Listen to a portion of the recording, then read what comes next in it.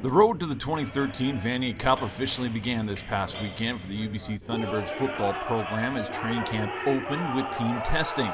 Players were tested in a number of areas, including speed, agility, and strength, to gauge how much work they put in during the off-season.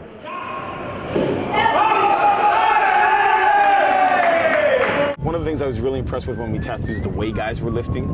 So you could see a lot of improvement as far as range of motion, flexibility, and strength within range of motion. That's a big focus for our off-season conditioning program. You could see that a lot of guys have invested. Not so much necessarily just specifically on the weights that they were lifting, although guys were significantly stronger than they were when they left in April. But how they were lifting, the approach they had to a bar when they were about to test.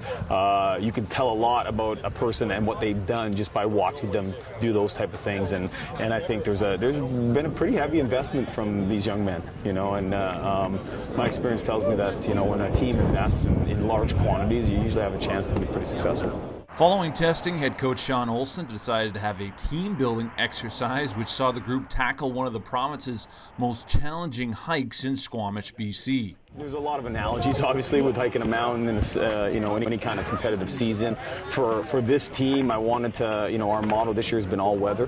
Nothing greater than to meet a bunch of new guys that are on your team, to have to tackle a pretty challenging hike and with all different body types and sizes, shapes from different locations, and I think we accomplished all those things, and I think guys really got a chance to know each other and felt a sense of accomplishment. The Thunderbirds would remain in Squamish following the climb for the first 2 days of training camp, which took place at Quest University and Howe Sound Secondary School. You can see in the backdrop, it's a outstanding sort of location as far as visually and experience-wise. A lot of our guys come from outside of BC.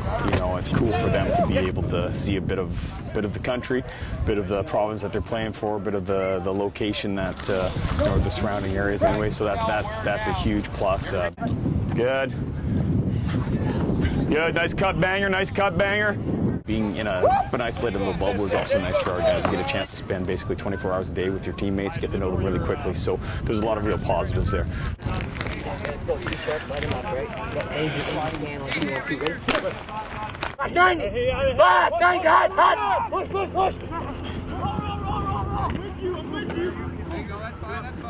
We're trying to create a little bit of an overload in their brains over the next couple of days. We'll have 5 practices in a short period of time. We're trying to install all of our special team systems.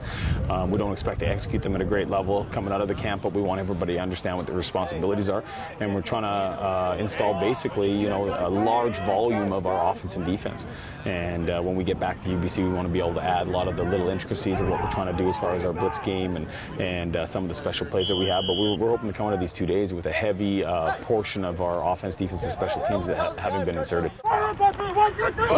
We go Indy, Indy, Indy, Indy, Indy! Find your coaches, Indy!